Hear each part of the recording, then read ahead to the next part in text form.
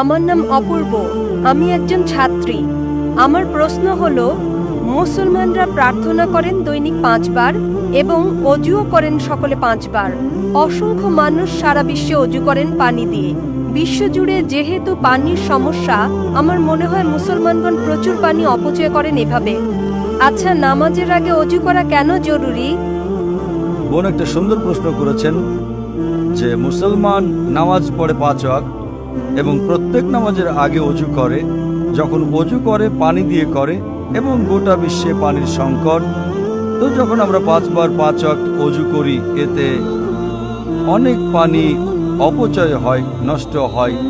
এমনটা কেন? প্রথমে আমি অজু সম্পর্কে বলবো এবং পরে বলবো অপচয় সম্পর্কে।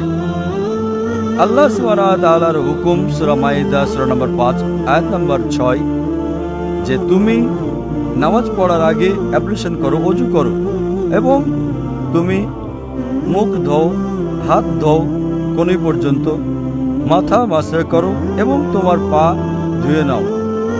এই শর্ত কেন? কেননা আমরা চাই যে যখনই আমরা আল্লাহ সুবহানাহু ওয়া তাআলার ইবাদত করি, খোদার ইবাদত করি, আমরা চাই যে আমরা পবিত্র হয়ে যাই। যদি আমি আপনাকে বলি বোন, অজুর পানি আমাদের আল্লাহর রাসূল বলেছেন, এক ব্যক্তি একজন মানুষ প্রবাহমান নদীতে অজু করছিল এবং আল্লাহ রাসূল বললেন, তুমি যেভাবে অজু করছো এতে পানি অপচয় হয়ে যাচ্ছে। ওই ব্যক্তি বলল, হে রাসূল, আমি তো প্রবাহমান নদীতে অজু করছি, তো পানি কিভাবে অপচয় করব? আল্লাহ রাসূল বললেন, প্রবাহমান নদীতেও পানি অতিরিক্ত ব্যয় করো না, পানির অপচয় করো না। কেন? তার কারণ এই যে যখন তোমার অভ্যাস হয়ে যাবে বেশি পানি দিয়ে অজু করা, যখন তুমি ঘরে অজু করবে তখনও তুমি বেশি পানি অপচয় করবে। তো অপচয় করা, এমনকি অজুর সময়ও, অজুর সময় বেশি পানি ব্যবহার করা অপচয় এবং এটা অন্যায়। আপনি যখন দেখেন যে অজু করার জন্য, আমার উত্তর কি শুনছেন না আপনি? জি, শুনছি। আমি জিজ্ঞেস করতে চাই যে আপনি প্রতিদিন গোসল করেন? জি স্যার। প্রতিদিন গোসল করেন? জি। অজু করার জন্য অজু আপনি 1 ঘট পানি দিয়েও করতে পারেন, 1 ঘট, 1 ঘট। ঠিক আছে। তো করেন, এবং আমি অনেকবারই করেছি ব্যক্তিগত ভ্রমণ করার সময়। 1 ঘট পানি 5 বার অজু করার জন্য 5 ঘটেই হয়ে যায়। আনুমানিক 1 লিটার পানি যথেষ্ট। গোসলে আপনার কয় লিটার পানি লাগে বোন? কখনো মাপিনি। একটা আনুমানিক 1 বালতি, 2 বালতি, 1 বালতি তো লাগেই। জি। 1 বালতি পানি মানে 20-25 লিটার। তো আমি আপনাকে বলবো যে এতে অনেক পানি অপচয় হয়। তাই আপনি বোন দৈনিক গোসল না করে শুধু মাসে 1 বার গোসল করবেন, মানবেন এটা? না।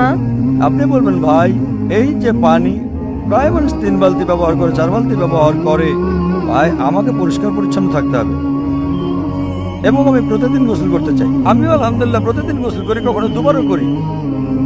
তো এইভাবেই আপনি গোসল করতে চান নিজের শরীরকে পরিষ্কার রাখার জন্য।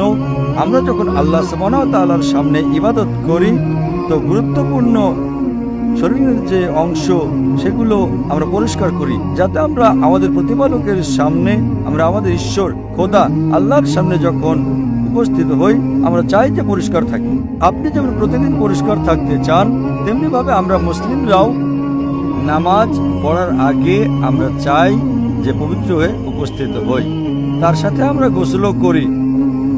এবং যদি পানি কম হয়, যদি আপনি মরুভূমিতে যান, পানি তো খুব কম। আপনি যদি অ্যান্টার্কটিকা যান তো লোকজন 6 মাসে একবার, বছরে একবার গোসল করে। আল্লাহর রাসূল বলেন যে কমপক্ষে 1 বার তো গোসল করো। পানির যদি স্বল্পতা হয়, পানির যদি কমতি থাকে, কমপক্ষে জুম্মার নামাজের আগে তো 1 বার গোসল করো। প্রথমে ফরজ ছিল, এখন মুস্তাহাব। আগে ছিল এটা আবশ্যক, এখন হচ্ছে করলে ভালো। কিন্তু আপনি যখন আল্লাহ সুবহানাহু ওয়া তাআলার ইবাদত করেন সে সময় পবিত্র হওয়াটা আবশ্যক। এই জন্যই আমাদের যিনি সৃষ্টিকর্তা, আমাদের যিনি ঈশ্বর, যিনি আমাদের পালনকর্তা, আমরা তার সামনে পবিত্র হয়ে আসতে চাই। এজন্য আমরা ওযু করি এবং তার সাথে সাথে একটা মানসিক প্রস্তুতিও রয়েছে। আমি আমার আলোচনায় মানসিক প্রস্তুতি নেওয়ার কথা বলে থাকি। আমরা মানসিকভাবে প্রস্তুতি নেই। আমরা এখন আমাদের খোদার কাছে ইবাদত করতে যাচ্ছি, এটা মানসিক প্রস্তুতি।